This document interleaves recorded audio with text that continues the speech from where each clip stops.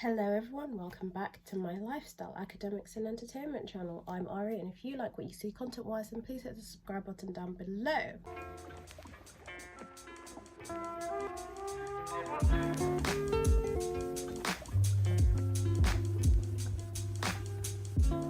Today's video is part 3 of the Access to Higher Education series, and this is the last part. Today I'm going to be discussing access to law specifically because that is the one I did, and this is the how to ace it part. So this video is broken up into 3 different parts. It is notes, assignments, and closed book and open book exams. An access to law course is an access to higher education course, but specifically for law. You can use this to get into politics, international relations, law, and similar subjects such as criminology in university. Access to law courses are created for mature students over the age of 19 mostly, to be able to bridge the gap between secondary school education and to get into university. Sometimes you can do an access course if you feel like you didn't get the right A levels and you wanted to resit, but you know where you want to go and a specific course is better for you.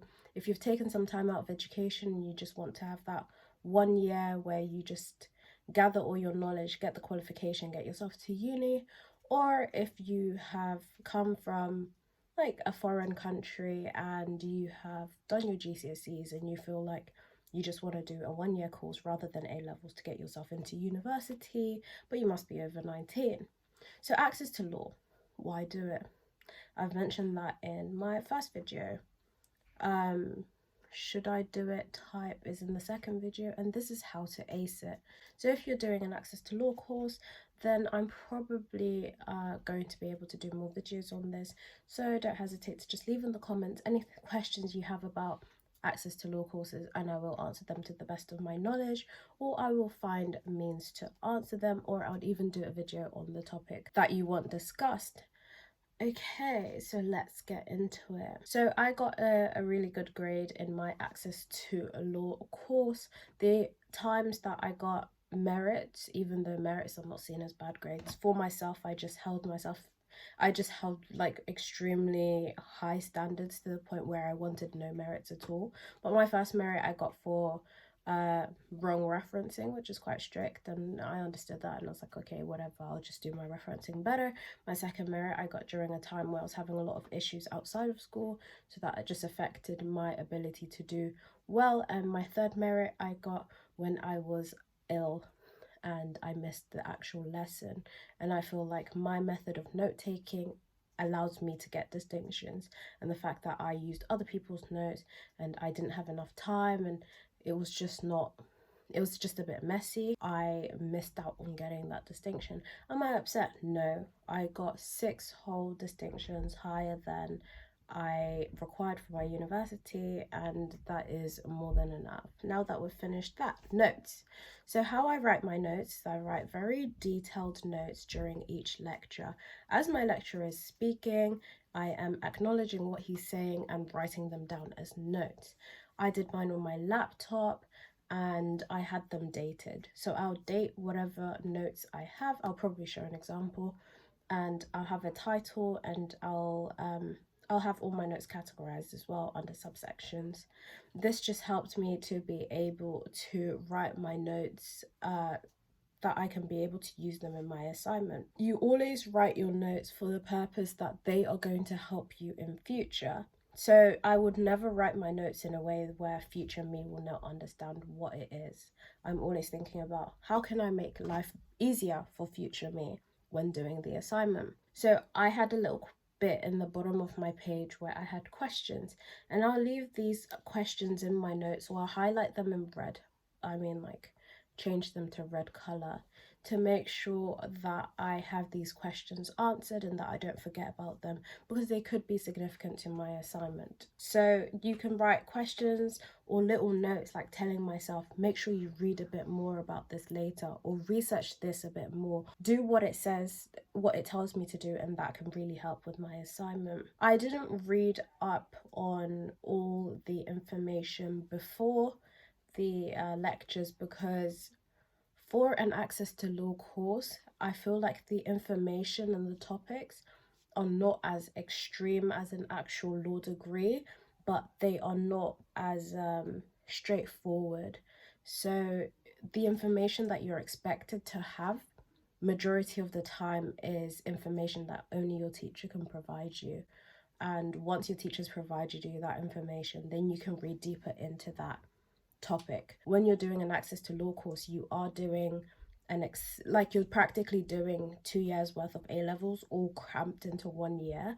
So the amount of content is not, you're not going to cover every single topic in a certain subject. You're more so just going to cover a few, and those set few are selected by your teacher and agreed with by the exam board. So I did not do any prior reading, but once I had received the information in our first lecture, then you can continue doing reading into that. But if you do try to read up before your lecture, make sure you have clear titles, you have clear notes, and so you can be able to add this information into your final notes afterwards.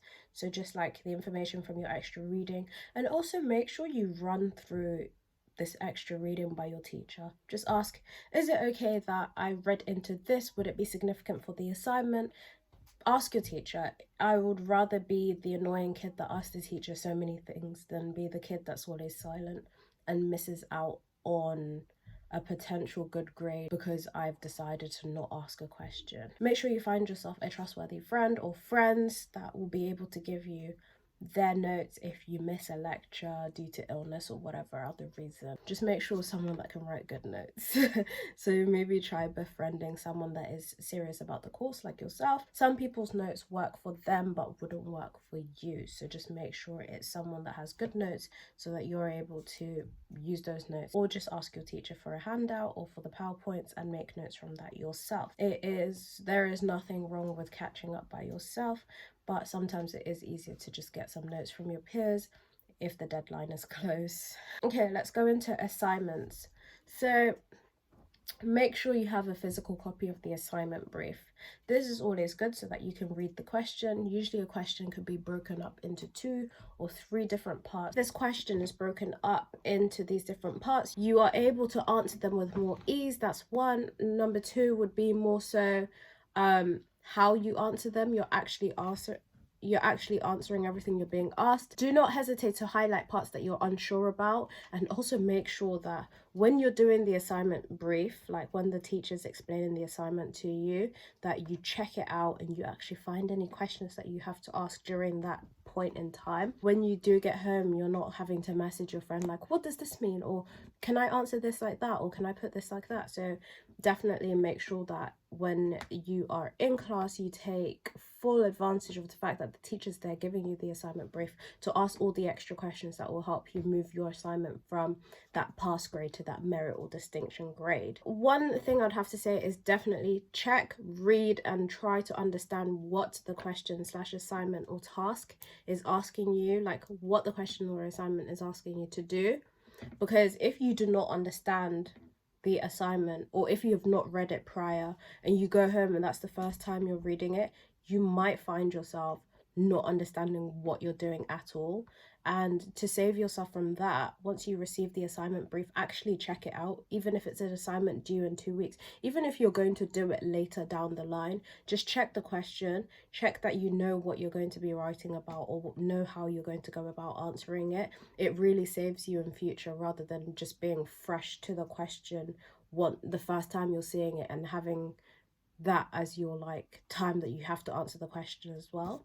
I think it allows you to kind of build an idea of how you're going to answer it in your head, and it helps you be able to provide more clarity to yourself, to future you, on how you're going to properly write the you might actually think of a good idea when you're in class or when you're wherever, when you're reading that, and actually note it down on your assignment brief, like, oh, this is a good opportunity for me to link this to that, or I think I know about this, or I think I know how to answer that, and just write those little notes so that when it comes to assignment time, you're not blank. You've got a few little notes to help you out in future. Start your assignment once you've gotten it. If you've got another assignment waiting on you, then of course make sure you prioritize what's closer to the due date, but start your assignment when it's given to you. It's fresh in your head. That's the best time. You've just finished the lecture. You understand your notes clearly. It's like, I always feel like past me is a very different person from future me, and the way we both think are very different. So, past me has finished that lesson, has written all those notes, and has just received my assignment brief. Past me has got more knowledge and thinks better about that topic than future me. Future me has been to a few more lectures and has kind of thought past that topic, and it doesn't appeal to me anymore because I'm now focusing on the new information I've got. So past me is better at answering that question. Future me is better at answering the question that I've got now. So if you try put all the workload on future you are going to struggle because future you does not have that fresh information in their head as past you does. I'm not saying you have to start it straight away like that. I do this thing where I start an assignment passively. That's what I call it. I'm not too sure what it's called or even if it has a name, but I'll do a whole nother video on how I force myself to do assignments and how I actually get in the rhythm, and I call it passive start because that is literally how I start it, quite passively. With my course, and I'm pretty sure if you do an access to law course in another college, your lecturer will be able to read your draft assignment. So take full advantage of this. The 3 merits I got, actually, I think one of them was actually read by my lecturer beforehand, but 2 of them weren't, and that's the main reason why it ended up being a merit, because if you allow them to read your work, they can give you like feedback but not feedback, if that makes sense. They can't tell you what to do, but they can definitely guide you in the right direction to get yourself a higher grade. So 100% take full advantage of every single opportunity you have to give a draft copy to your lecturer, even if it's just a plan.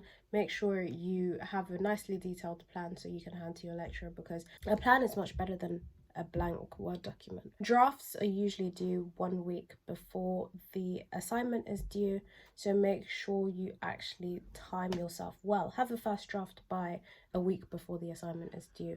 It should be something you do regardless, but it's ideal because it will really help you when it comes to finishing the assignment on time, making sure you've got all your referencing and all your information like spot on, and also so you can have time to rest, because you need rest. Students are not robots. Another thing about assignments is that you should use a good variety of references. Don't waste your time reading a lot of books. Okay, so as a law students in university and even in an access to law course, you have a lot of reading to do so you can be able to find your information.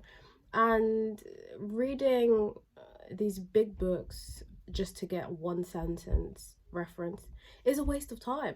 You're honestly wasting your time, you're wasting your efforts. You're going to be drinking like 2-3 cups of coffee, being like, oh, I'm so tired, I'm so exhausted, and everyone else has finished their assignment and you're still there. Stop reading these big books just to get one reference or one definition or one different or one person's viewpoint on this. Don't do that.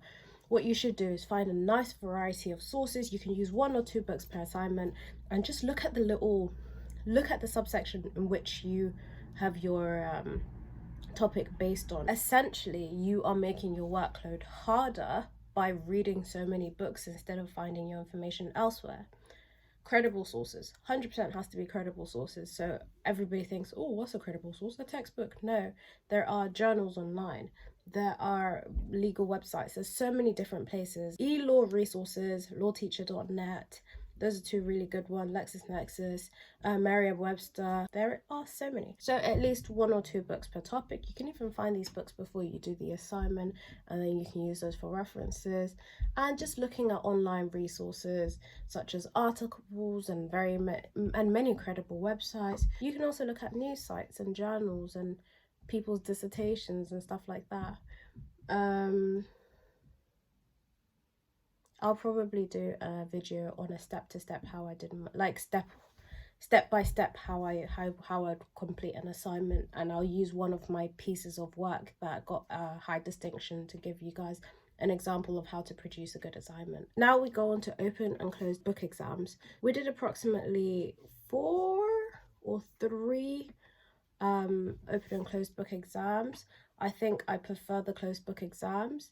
rather than the open book exams. I think there's more expectations from an open book exams because you've got the information right in front of you, but really and truly it's all about planning for open book exams. And for closed book exams, it's all about, can you keep the knowledge in here? Prep. That is all you need to do for open and closed book exams. Is just, you need to make sure you've prepped yourself very well.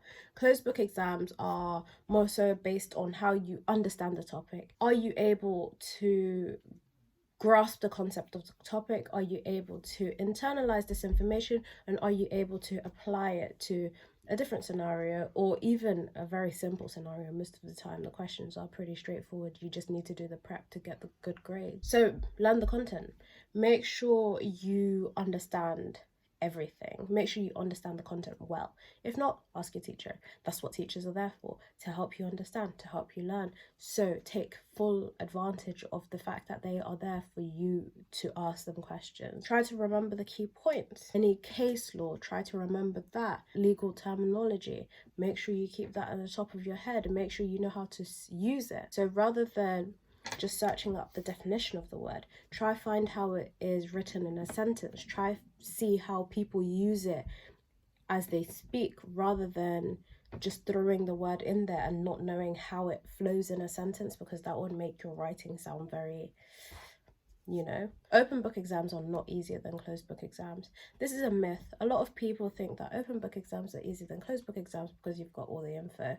But if anything, it's harder. There is a higher expectation of you to perform in an open book exam because you've got a booklet of information in front of you that you've gathered in preparation for the exam. Make sure you've organized and titled your information. You do not want to be in the middle of an open book exam going like flipping through pages trying to find where you've got your stuff. Make sure you've titled it, you've stapled it together, you know what section is which. Even if you want to color coordinate it, be as extra as you want to be. There is no shame in putting an effort in your education. Do not take a book into an open book exam. I understand it's called an open book exam for a reason, but for an access course, you do not need to take these big textbooks into an open book exam. It's going to make you waste time looking through the book when you do not have enough time to write, which is what you're supposed to be doing. Scan, print, and photocopy pages from books. That's the only way that you can be able to slip them in easily, highlight all the bits that are relevant to the open book exam, and that's what you can take in with you. So you're not flicking through a book when you're trying to find that page where you saw that note that actually relates to this question. You've got it there right in front of you. Make sure you do that with other resources. Make sure anything you've highlighted, anything you've got in your booklet is important to the topic of the open book exam. Do not take in useless information with hopes that it's going to help, because no, just makes your booklet thicker and you've just wasted more paper. Relevant information to the topic, and make sure you've got it nice and concise and titled and organized, so that when you go in, all you're focusing on is getting that written down. In your little prepared booklet / pages of information, note all your sources. Make sure you've noted them all in the appropriate referencing style, so that when it comes to the end of the when it comes to the end of your open book test, you are not then going, what do I put first, or date first, author then. Don't do that. Make sure you've noted all your referencing in the appropriate referencing style, so that you can just copy and paste it at the end of your assignment, where your brain is fried because you've sat there for ages doing this and you're just ready to leave. Make sure this reference is underneath each block of information, just so that if you do use that information, you can just tick that reference needs to go into the referencing list. Also make sure it's titled so that you know what you're referencing there. My last tip is sleep well. Take care of yourself, take care of your mental health especially. Make sure that you inform the college or whatever institution that you are being trained by about any personal issues that may affect your learning, so that they can be a bit more lenient with you, and try your best. Thank you very much for watching this video. I hope it was good enough for you to give it a big fat thick thumbs up, and also for you to hit that subscribe button and just turn on post notifications so that you're updated whenever I post, which is Fridays and Sundays. Have a lovely morning, evening, middle of the night, and I'll catch you later.